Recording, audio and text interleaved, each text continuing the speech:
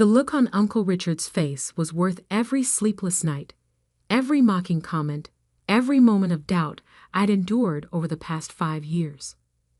But let me start from the beginning.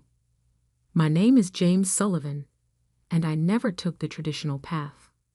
While my cousins went to prestigious universities, I worked full-time at our family's pharmaceutical manufacturing company, Sullivan Pharmaceuticals, taking online classes at night. Not because I couldn't get into a real college, I had been accepted to several, but because I saw something they didn't. The future of pharmaceutical manufacturing wasn't in the old methods my uncle clung to. It was in automation, in artificial intelligence, in systems that could adapt and learn. But to build that future, I needed to understand both the science and the practical reality of our industry. Another late night with your digital diploma mill? Uncle Richard would smirk whenever he caught me studying in my small office at the plant. He'd inherited control of the company when my father, his younger brother, died unexpectedly 6 years ago. My 10% ownership stake, left to me by Dad, was treated as a mere courtesy. "The future is changing, Uncle Richard," I'd reply, not looking up from my advanced robotics textbook. "We need to change with it." He'd laugh, that condescending chuckle that echoed through the boardroom whenever I tried to suggest improvements. The pharmaceutical industry is about tradition, James, about proven methods. Leave the sci-fi dreams to Silicon Valley. But while he was dismissing my ideas, I was watching our competitors, watching them struggle with the same problems we faced: contamination issues, production delays, quality control failures. Problems I knew could be solved with the right technology. My online degree wasn't just in engineering, it was a specialized program in pharmaceutical manufacturing automation. While my cousins were partying at their Ivy League schools, I was spending every free moment in our manufacturing plant, learning every process, every failure point, every opportunity for improvement. And I was building something that would change everything. "You're wasting your time," my cousin Michael, Uncle Richard's oldest son, told me one day. He just graduated from Harvard Business School and had been fast-tracked to VP of Operations. "Dad's never going to let some kid with an internet degree make major changes to his company." His company. That's how they all thought of it. They'd forgotten that my father had been the one to modernize Sullivan Pharmaceuticals in the first place, taking it from a small local operation to a regional powerhouse. They'd forgotten that his stake, my stake now, had been earned through innovation, not inheritance. But I hadn't forgotten, and I hadn't been wasting my time. For 3 years, I worked on my project in secret. During day shifts, I was just another mid-level employee, running quality control tests and maintaining equipment. But at night, in a small lab I'd set up in my apartment, I was building the future. I called it the Adaptive Manufacturing Intelligence System, ANIS, for short. It was more than just an automation system. It was an AI-driven platform that could monitor, adjust, and optimize pharmaceutical manufacturing processes in real time. It could predict equipment failures before they happened, adjust formulations for maximum efficiency, and ensure quality control standards that far exceeded FDA requirements. The patent application was filed under my name personally, not the company's. Uncle Richard's dismissal of my hobby meant he never asked me to sign an intellectual property agreement for my after-hours work. His arrogance would prove to be his biggest mistake. I finished my degree the same week I received notice that my patent had been approved. The timing couldn't have been better. Sullivan Pharmaceuticals was in trouble. Our largest competitor had just launched a new automated manufacturing system that cut their production costs by 30%. Our stock was falling. Shareholders were getting nervous. Uncle Richard called an emergency shareholders meeting. I sat quietly in the back, watching him try to calm the nervous investors with promises of cost-cutting measures and efficiency improvements. "We're implementing new standard operating procedures," he assured them, shooting a warning glance at Michael, who was squirming in his seat. What the shareholders didn't know was that 3 batches had failed quality control that week alone.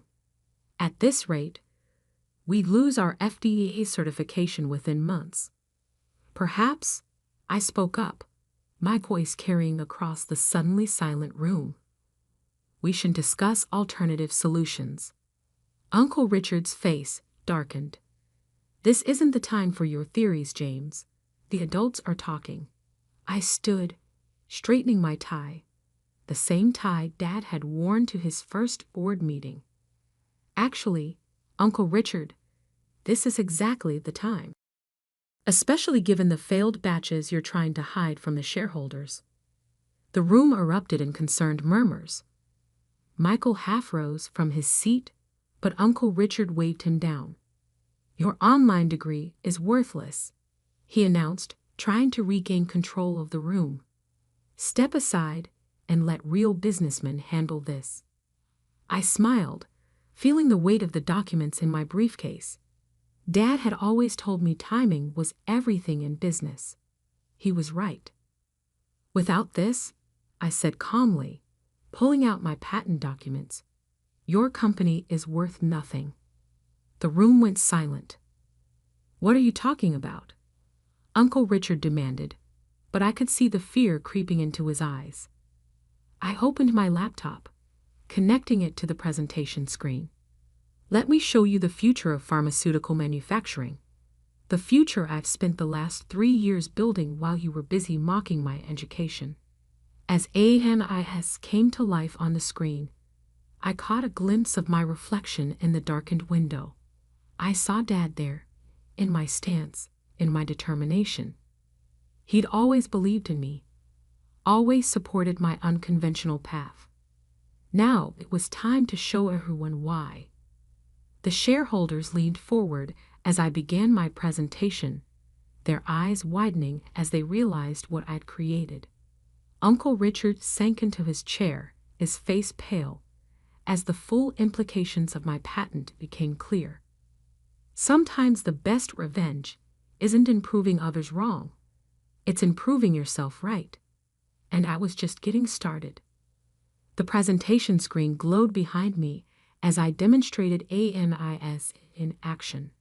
I'd installed a test version in a sealed section of our manufacturing plant, another detail Uncle Richard had been too arrogant to notice. "Over the past 3 months," I explained, pulling up the comparison data, "this system has run parallel to our current production line. The results speak for themselves." The numbers flashed across the screen. 45% reduction in production costs, 98% decrease in quality control failures, real-time adaptation to manufacturing variables that had plagued the industry for decades. "Impossible," Michael blurted out. "Those numbers can't be real." I smiled, clicking to the next slide. "The FDA certification team visited last week. Would you like to see their preliminary report?" Uncle Richard's face had turned an interesting shade of purple. "You had no authority to install experimental systems in our facility. This is a violation of—" "Actually," I interrupted, "I had full authority. Check my employee contract. As quality control supervisor, I'm empowered to test new quality assurance methods. Everything was done by the book." I turned to the shareholders. "What you're seeing isn't just an improvement. It's a revolution in pharmaceutical manufacturing. And the patent?" I held up the documents. "It's already being called the most significant innovation in the industry in 20 years. The room erupted in excited chatter. I could see dollar signs in the investors' eyes as they grasped the implications. Our competitors would pay billions for this technology. One shareholder called out. They already have, I replied calmly. I received offers from 3 major pharmaceutical companies this morning. They're quite interested in the fact that Sullivan Pharmaceuticals doesn't own the patent rights. Uncle Richard stood up so quickly his chair toppled backward. This is outrageous. You developed this while working for us. The company owns nothing. I cut in. I developed this on my own time, with my own resources. The patent is registered to me personally. Your repeated insistence that my work was worthless and unofficial meant you never had me sign an IP agreement. A fact my lawyers thoroughly documented. I clicked to the final slide.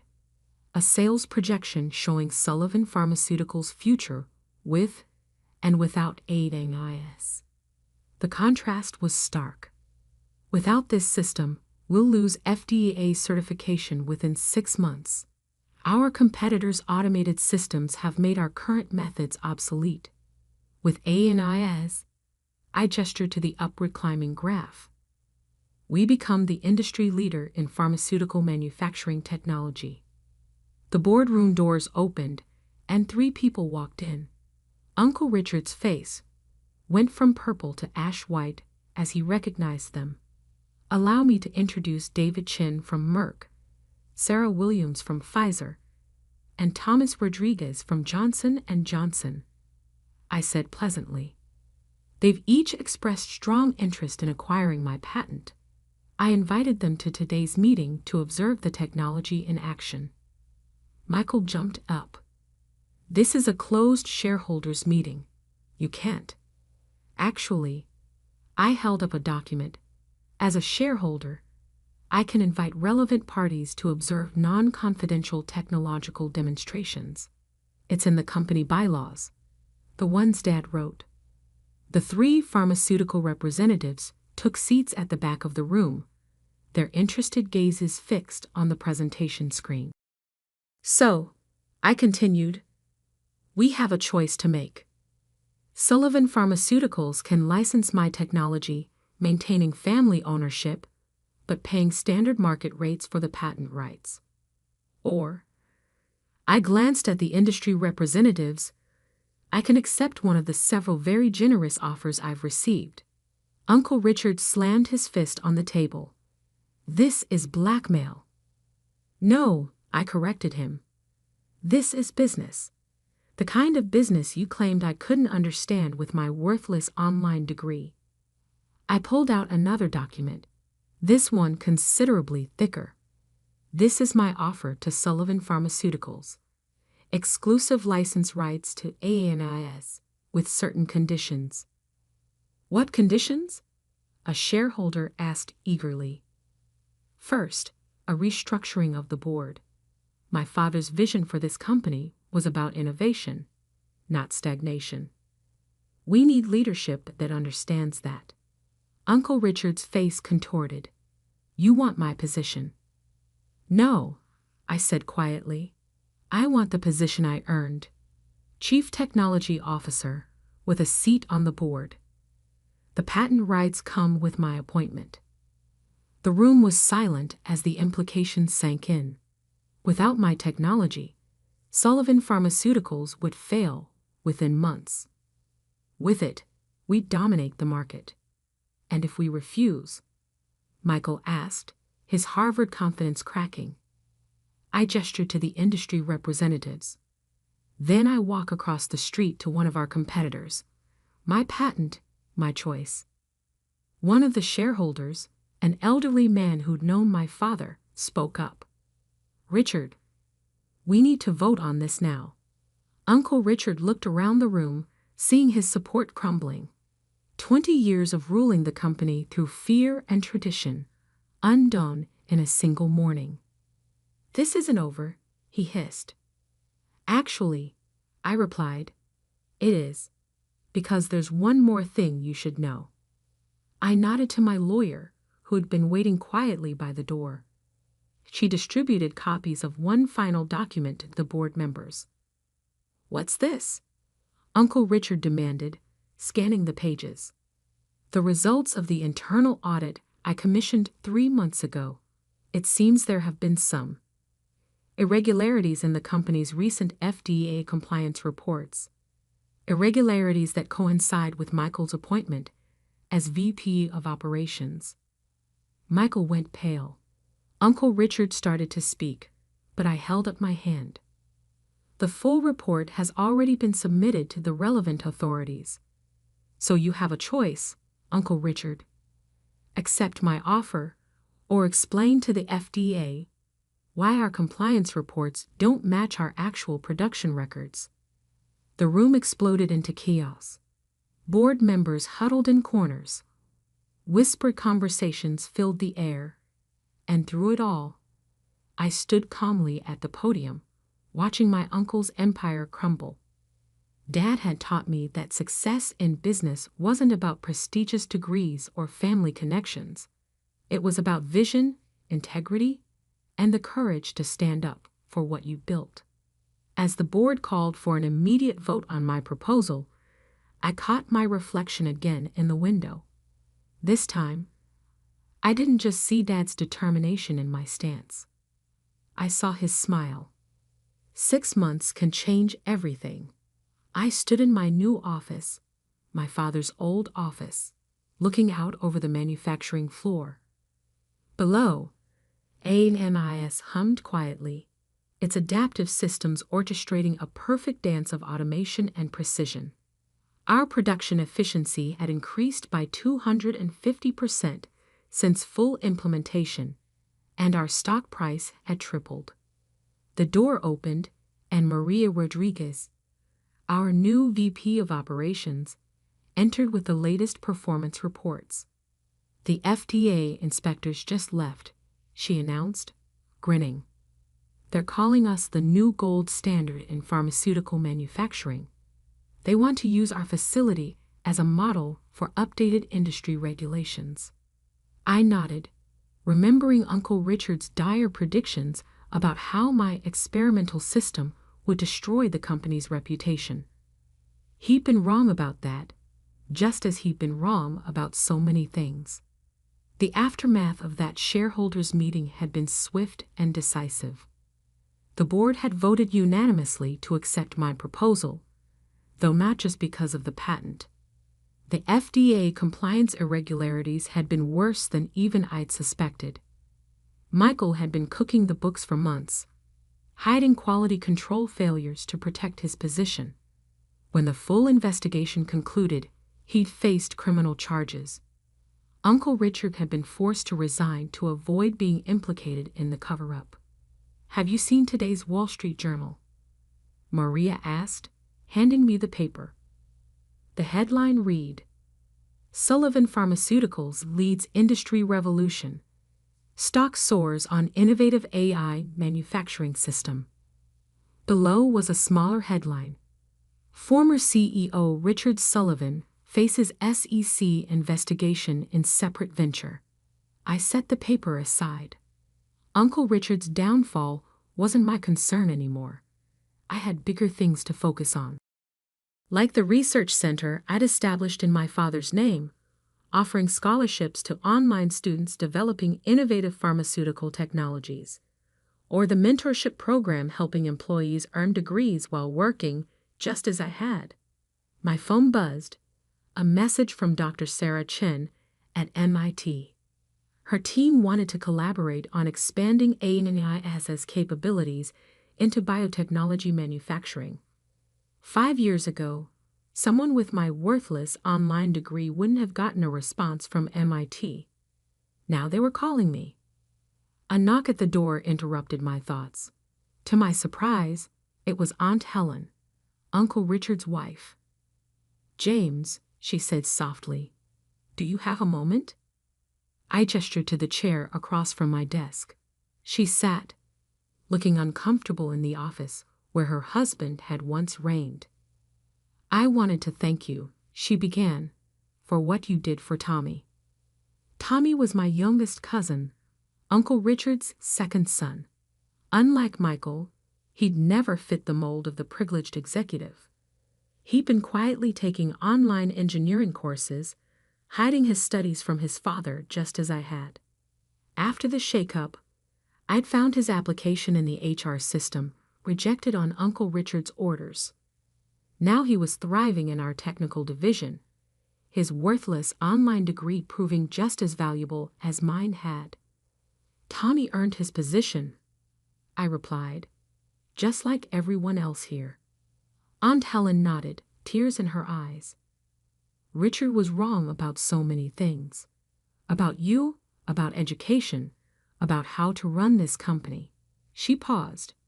Your father would be proud. Would he? I looked around the office, at the changes I'd made. The old mahogany furniture had been replaced with modern workstations. The walls of family photos now shared space with technical diagrams and real-time manufacturing displays. But his most important lessons remained: integrity, innovation, and the courage to forge your own path. My computer chimed. An alert from AMEIS. The system had automatically detected and corrected a minor variation in one of our production lines, maintaining perfect quality without human intervention. Another small miracle that my internet degree had helped create. How's Uncle Richard doing? I asked, though I already knew.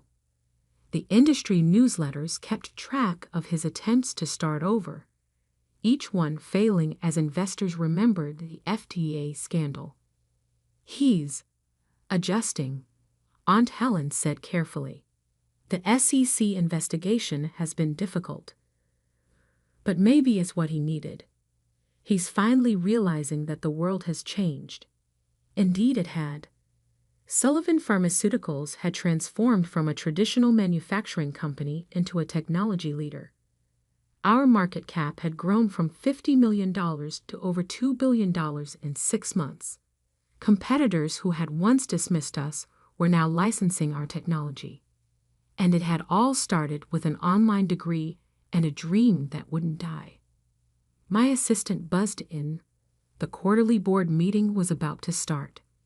Aunt Helen stood to leave. James, she said at the door, I heard about the scholarship program you started, the one for online students. I nodded. Richard saw it too. He didn't say anything, but I think he finally understands what he failed to see before. After she left, I walked down to the manufacturing floor. The employees no longer stopped working when the boss appeared. They were too engrossed in their tasks, too proud of their contributions to this new era of pharmaceutical manufacturing. Tommy was at his station, fine-tuning one of AMEIS's sensor arrays. His online degree in robotics engineering hung proudly on the wall of his workspace, just like mine did in the office upstairs. How's the calibration going? I asked. He grinned, gesturing to his screen. The AI suggested a modification to the sensor alignment. It's improving accuracy by another 3%. I watched the system work, marveling at how something that had started as sketches on my apartment wall had grown into this. The future of pharmaceutical manufacturing, built by a kid with an online degree who refused to believe his education was worthless. Back in my office, I opened my desk drawer and pulled out the nameplate that had once sat on Uncle Richard's desk. Richard Sullivan, CEO. It read in pompous gold letters. I dropped it in the recycling bin. My new nameplate was simpler, cleaner. James Sullivan, Chief Technology Officer. Below it was a small engraving of the first line of code I'd written for AMEIS, back when it was just a dream. The board meeting would start soon. Another quarter of record profits to report, new innovations to discuss, more boundaries to push. But first, I sent a quick email to the head of our scholarship program. Double the number of online degree scholarships for next year. And add a note to the application. No degree is worthless if you have the vision to use it. Sometimes the sweetest revenge isn't in proving others wrong. It's in proving that success comes not from where you learned, but what you do with that knowledge. And sometimes, a worthless degree becomes priceless when combined with determination, integrity, and the courage to change an industry. Uncle Richard had been right about one thing. Tradition was important in the pharmaceutical industry. But he'd forgotten that every tradition started with someone willing to try something new. As I headed to the board meeting, I passed the company's mission statement, newly updated after my takeover. Sullivan Pharmaceuticals, where innovation meets integrity. Below it, in smaller letters, was my father's favorite quote: "Education is never worthless. Vision is priceless." He'd been right all along.